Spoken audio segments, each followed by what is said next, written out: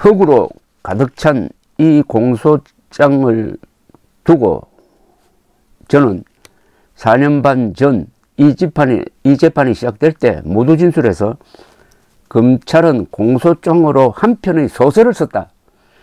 그러나 용을 그리려다 뱀도 그리지 못했다고 지적한 바가 있습니다. 문학이네요. 검찰은 공소장으로 한 편의 소설을 썼다. 그러나 용을 그리려다 뱀도 그리지 못했다. 검찰은 공소장으로 한 편의 소설을 썼다고 했는데 이 검찰이란 말을 빼고 여기에 윤석열, 한동훈 두 사람 이름을 집어넣으면은 윤석열 검사장과 한동훈 차장은 공소장으로 한 편의 소설을 썼다. 그러나 용을 그리려다가 뱀도 그리지 못했다고 한번 해석을 해 보십시오. 그런데 이 주장이, 소설을 썼다는 주장이 1심 선고를 통해서 확인이 된 겁니다. 47개의 혐의를 뒷받침하는 300장 되는 공소장을 썼는데 그게 전부 다 사실이 아님, 범죄 혐의 없음 해가지고 무죄가 선고됐다면은 300장의 공소장은 그게 소설 아닙니까? 소설입니까? 아닙니까? 소설이 아니라면 그 중에 한두 개 정도는 유죄 판단이 나왔어야 되는 것 아닙니까? 검찰은 공소장으로 한 편의 소설을 썼다. 그러나 용을 그리려다가 뱀도 그리지 못했다. 공소 제기된 내용에 대하여는 할 말은 태산 같으나 모두 진술해서 한 그 지적을 원용하는 것으로 대신하고자 합니다. 윤석열, 한동훈은 사법부를 장악하려는 문재인, 김명수의 뜻을 받들어 불법적 수사를 통해서 공소장 300페이지를 썼지만은 그것은 소설이고 소설 중에서도 저질 소설이라는 겁니다. 저는 법관의 직을 천직으로 삼고 42년이라는 긴 세월 동안 한 번도 다른 데 눈을 돌림이 없이 거의 전 인생을 사법부에 바쳤습니다. 사실 대법원장이라는 직책은 내가 원한 것이 아니었고 행여 지명이 될까 봐 일부러 국외 출국까지 하며 이를 피하고자 했으나 결국 소명을 거절하지 못하고 맡게 된 것입니다. 저는 진정한 사법부의 독립은 사법부에 대한 국민의 신뢰가 있어야만 이룰 수가 있고 사법부에 대한 그 신뢰는 법관에 대한 믿음과 존경 없이는 획득할 수 없는 것이라고 굳게 믿습니다. 그리고 법관에 대한 믿음과 존경은 직무 수행에 있어서는 물론 일상의 처신에서도 항상 품위를 잃지 않고 언제든지 국민을 위해 희생을 마다 않는 자세를 보일 때에 비로소 얻을 수 있다고 봅니다. 그래서 저는 법관에게는 모든 면에서 엄격한 잣대가 적용되어야 한다고 생각하며 언제나 자신을 성찰하며 살아왔습니다. 그런데 그와 같이 살아온 생애의 막바지에 참으로 기가 막힐 일로 신병구속까지 겪어가며 치욕 속에 이렇게 법정에 서 있는 자신을 바라봅니다.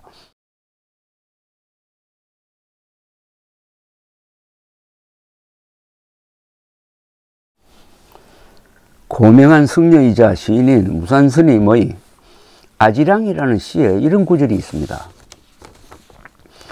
끝내 삶도 죽음도 내던져야 할 이 절벽에 마냥 어지러이 떠다니는 아지랑이들 우습다. 내 평생 붙잡고 살아온 것이 아지랑이들한 말이냐. 지금의 내 마음을 이보다 더 적절히 표현할 수 없을 것입니다. 증거관계와 법리를 따지고 변론하는 것 자체가 참 부질없고 구차스러운 느낌마저 듭니다. 그러니 이 사건은 내가 평생을 바친 우리 법원의 미래와 사법부 독립에 지대한 영향을 미칠 사건입니다.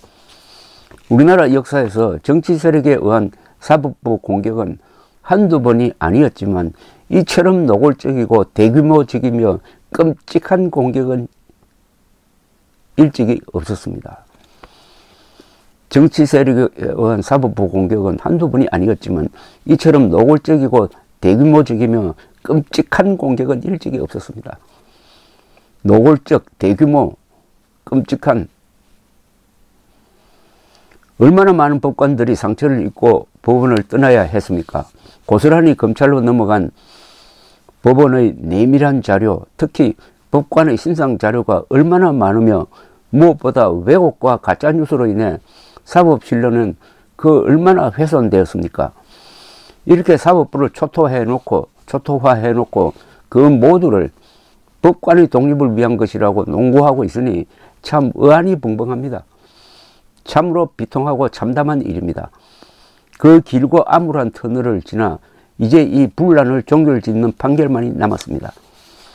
만일 여기서 사법부가 이 공격을 막아내지 못한다면 사법부 독립은 한갓 헛구호일 뿐 앞으로 집권 세력이 바뀔 때마다 이러한 사태가 반복될 것입니다. 잘 아시다시피 세계 최고의 권위를 자랑하는 미국 연방대법원의 흑인의 인권에 관하여 대척점에서는 두 개의 판결이 있습니다. 하나는 흑인 노예에게는 미국 시민으로서의 헌법상 권리를 인정할 수 없다고 판시한 이른바 드레드 스콧 사건이고, 또 하나는 노예선에 잡혀 운송되던 흑인들은 모두 자유인이므로 누구의 소유도 될 수 없다고 판시한 아미스타드호 사건입니다. 전자는 노예제도 지지 세력에 영합한 사법사상 가장 부끄러운 판결로 기억되는 반면에 후자는 엄청난 정치적 압력을 물리치고 미국을 위대하게 만든 기념비적인 판결로 기억되고 있습니다. 이 사건의 판결도 어떤 결론이든 우리나라 사법사에 영원히 기억될 것입니다. 비록 내가 지금까지 5년 가까이 수사와 재판을 받으며 갖은 수모와 불명예를 겪고 삶의 보람까지 무너지는 듯 하지만 이 사건이 아미스타드호 사건처럼 정치 세력과 검찰 권력의 부당한 공격으로부터 사법부를 지켜낸 기념비적인 재판으로 기억된다면 저는 그 고난을 오히려 큰 영광으로 여기며 기뻐하겠습니다. 이틀 전의 무죄 선고로 그렇게 되었습니다. 글을 정확하게 쓰시는 이 양성태 전 대법원장이 정치 세력과 검찰 권력의 부당한 공격으로부터 사법부를 지켜내야 한다고 했습니다. 여기서 정치 세력은 문재인 대통령과 김명수 대법원장이 대표하는 세력일 것이고, 검찰 권력이라고 했을 때는 이거는 윤석열과 한동훈을 지칭하는 거라고 해석이 됩니다. 그러면은 이 사건, 사법부 장악 기도 사건, 이 사건, 그러니까 앞으로 이름을 하나 붙여야 됩니다. 검찰의 양승태 전 대법원장 수사에 장명을 하나 해야 됩니다. 장명을 어떻게 하느냐에 따라서 국민들의 생각이 정리가 되는 겁니다. 저보고 장명하라 그런다면은 검찰의 사법부 불법 장악 기도 사건인데 그걸 줄여가지고 어떻게 또 좋은 말을, 정확한 말을 만들어야 될지 앞으로 고민을 해 보겠습니다. 즉 양승태 전 대법원장은 문재인, 김명수, 그리고 수사를 한 한동훈, 윤석열, 이 네 사람을 한 덩어리로 본다는 겁니다.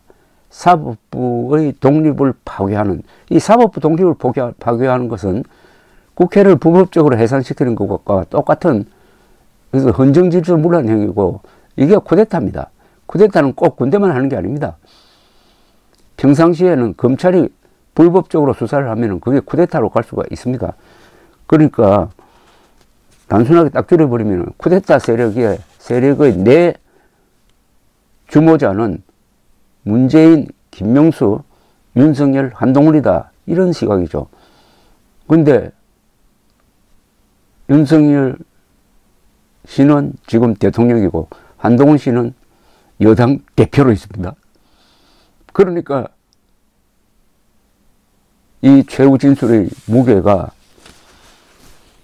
너무나 무겁고 문제의 심각성은 앞으로 정치권에서 언론에서 어떻게 다룰 것인지 하는 걸 생각하면은 이 사건은 어찌되었든 역사적 사건이 될 것입니다.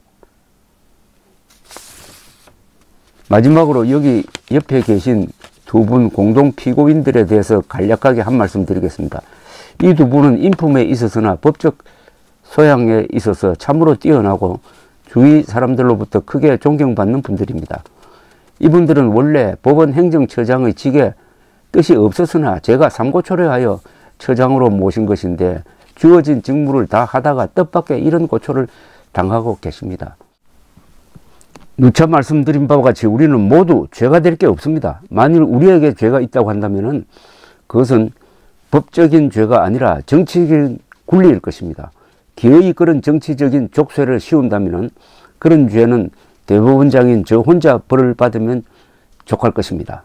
공동피고인 두 분에게까지 그런 벌을 내리지 않도록 진심으로 청원하고자 합니다. 경위에 어쨌든 저희 재임 기간 중의 일로 이런 사단이 벌어진 데 대하여 재상 깊이 사과드립니다. 경청해 주셔서 감사합니다.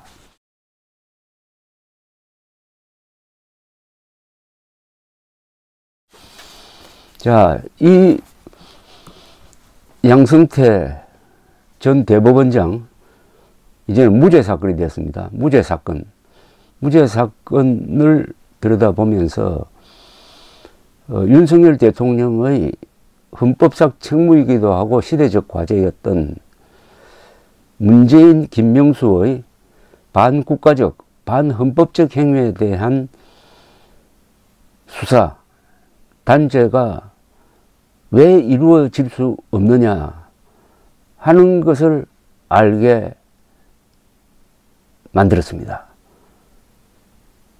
이런 식으로 문재인, 김명수, 윤석열, 한동훈이 원팀이 되어가지고 사법부를 난도질하고 사법부의 독립성을 망가뜨리는데 일종의 공모관계로 참여한 사람이 지금 현직 대통령이고 여당 대표다. 문재인, 김명수 단죄가 제대로 되겠습니까? 그 몫은 이런 모순덩어리 정권이 아니라 국민들의 몫일 것입니다. 감사합니다.